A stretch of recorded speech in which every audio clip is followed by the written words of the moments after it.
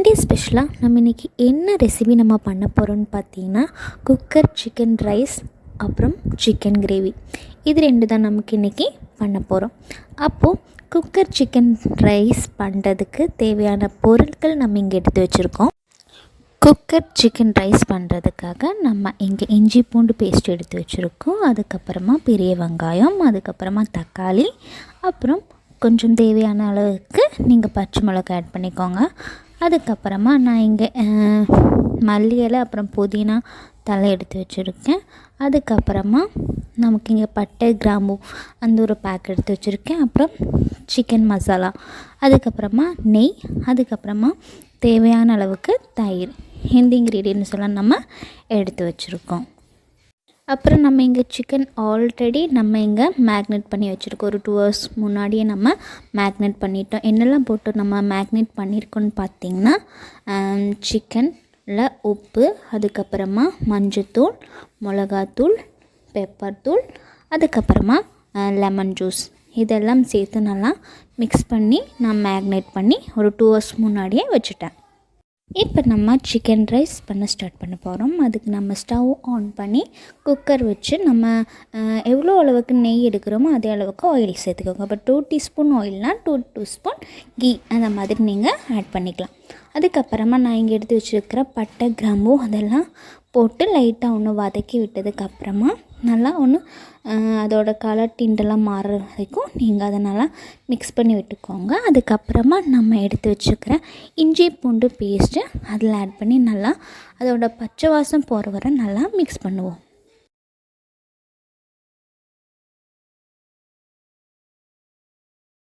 அப்புறம் நம்ம எடுத்து வச்சுருக்கிற பெரிய வெங்காயம், பச்சை மிளகாய் எல்லாம் சேர்த்து நம்ம நல்லா வதக்கிக்கலாம்.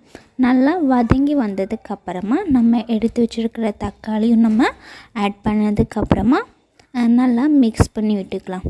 மிக்ஸ் பண்ணதுக்கப்புறமா கொஞ்சம் நல்லாவே எல்லாம் நல்லா மிக்ஸ் ஆனதுக்கப்புறமா நம்ம இதில் மசாலாஸ் ஆட் பண்ணலாம். என்னெல்லாம் மசாலாஸ் நம்ம ஆட் பண்ணியிருக்கோன்னா மஞ்சள் தூள், மிளகாய் தூள், அதுக்கப்புறமா கொரியாண்டர் பவுடர், அதுக்கப்புறமா கொஞ்சம் பெப்பர் பவுடர், அதுக்கப்புறமா சிக்கன் மசாலா இதெல்லாம் நல்லா ஆட் பண்ணி மிக்ஸ் பண்ணி விட்டுக்கலாம். நல்லா லைட்டாக அதோட பச்சை வாசம் போகிற வரை நம்ம நல்லா லைட்டாக வதக்கி விட்டுக்கலாம்.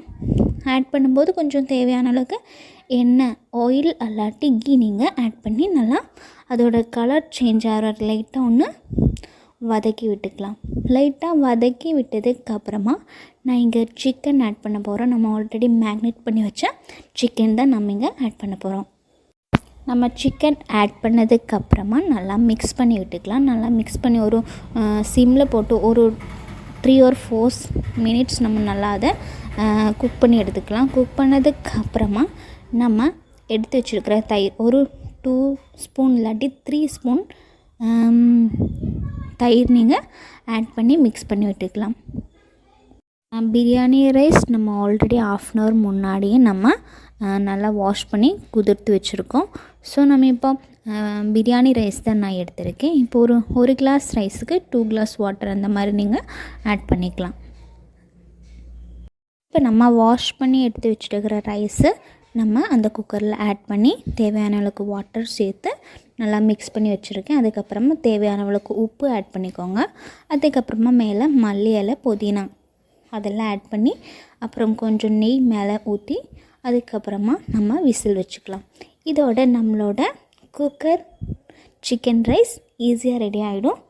அதுக்கப்புறமா நீங்கள் விசில் நான் ஒரு 3 விசில் வச்சுருக்கேன்.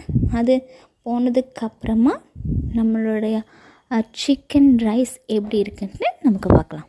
இனி நமக்கு சிக்கன் ரெசிபிக்கு பார்க்கலாம். சிக்கன் ரெசிபி நம்ம இன்றைக்கி அடுப்பில் தான் பண்ண போகிறோம்.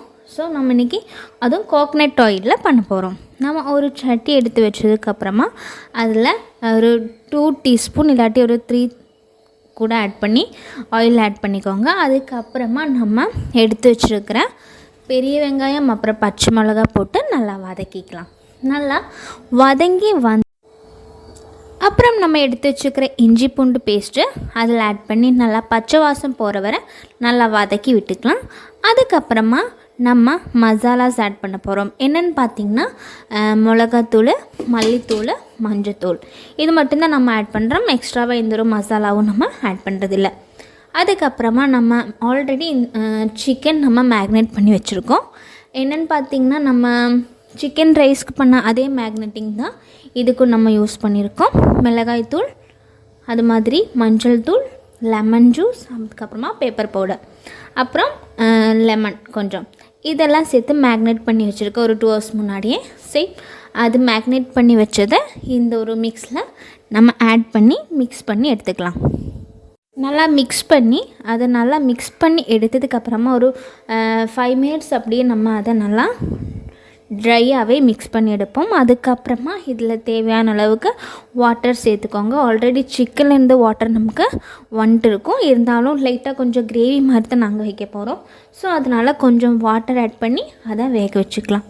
வேக வச்சதுக்கப்புறமா எப்படி இருக்குன்னு பார்க்கலாம். பாருங்கள், நம்மளோட குக்கர் சிக்கன் ரைஸ், அப்புறம் சிக்கன் கிரேவி, அப்புறம் நம்ம ரைத்தா பண்ணியிருக்கோம். இது முன்னே நமக்கு சண்டே ஸ்பெஷலாக நம்ம சாப்பிட போகிறோம். நிஜமாகவே சூப்பராக இருந்துச்சு. நீங்களும் ட்ரை பண்ணி பாருங்கள், உங்களுக்கும் பிடிக்கும்னு நினைக்கிறேன். மறக்காமல் ட்ரை பண்ணுங்கள்.